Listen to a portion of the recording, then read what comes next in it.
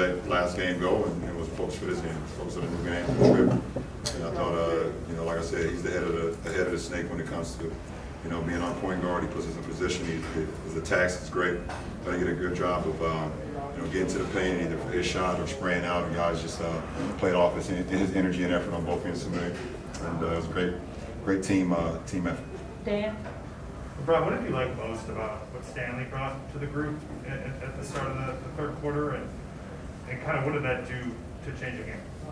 We was allowed to, with Stanley on the floor, we were able to play a lot of switching defense where we can keep guys in front of us.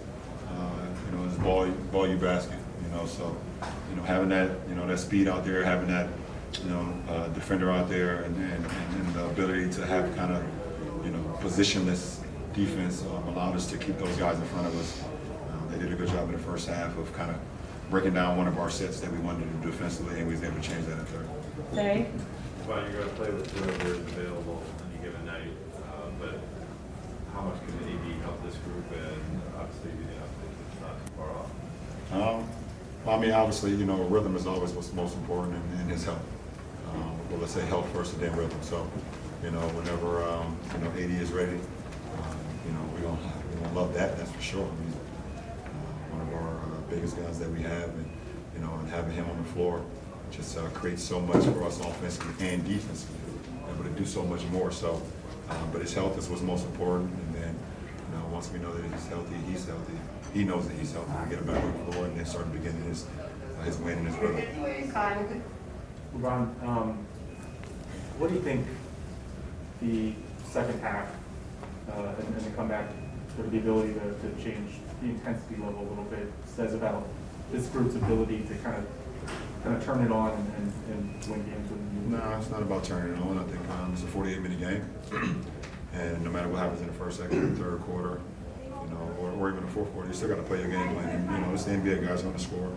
Guys are going to do things to combat what you want to do defensively, and then it's how we make adjustments, in-game adjustments, and we was able to make them this game. Gentleman here in the blue shirt.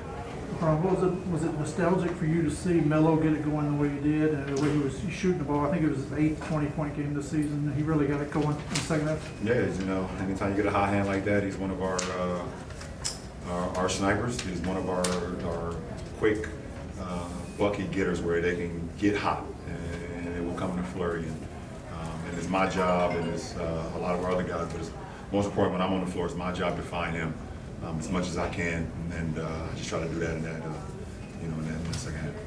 Have two more gentlemen in the black shirts, and then we'll end with Dan. LeBron, you've been incredibly successful in so many different situations, so many different personalities. Are you able to tell based off someone's personality how they can play the game of basketball? And you're a perfect example of this because you elevate everyone off the court. That's exactly how you play on the court. Everyone's different, so it's not about even the personality. It's about how much you put into the game, how much work ethic you're gonna put into it every single day, day in and day out. I've never cheated the process on wanting to be great in this game. I knew I had a God-given ability, but that only takes me so far if you don't use that ability and start putting in work every single day and owning your craft and seeing ways. Okay, you got better at this. Now, how can you get better at things that you're not so good at? And when you get comfortable, how can you get to a point where you're uncomfortable again? We're trying to improve. So I've never been comfortable with anything in my game throughout my career. And it's put me in a position of just trying to be one of the best ever. LeBron, it was kind of a chaotic from starting in Denver to Utah to the loss against Indiana to tonight. How has this team kind of handled that? Has there been any discussion about sort of the big picture ramifications of this, or is the focus pretty singular? No, the focus is game to game. We understood the performance that we had in Utah. The performance we had in Denver. And we took that to heart, and then we came in, had a great showing defensively against the #1 offense in the league. We came against Indiana and had after we watched the film, we had a great defensive performance. They really exploited some of the things that we wanted to do. And offensively, we just didn't make many shots. Some of the same shots that you've seen us making in the fourth quarter and the second half tonight are some of the same ones we missed, at home.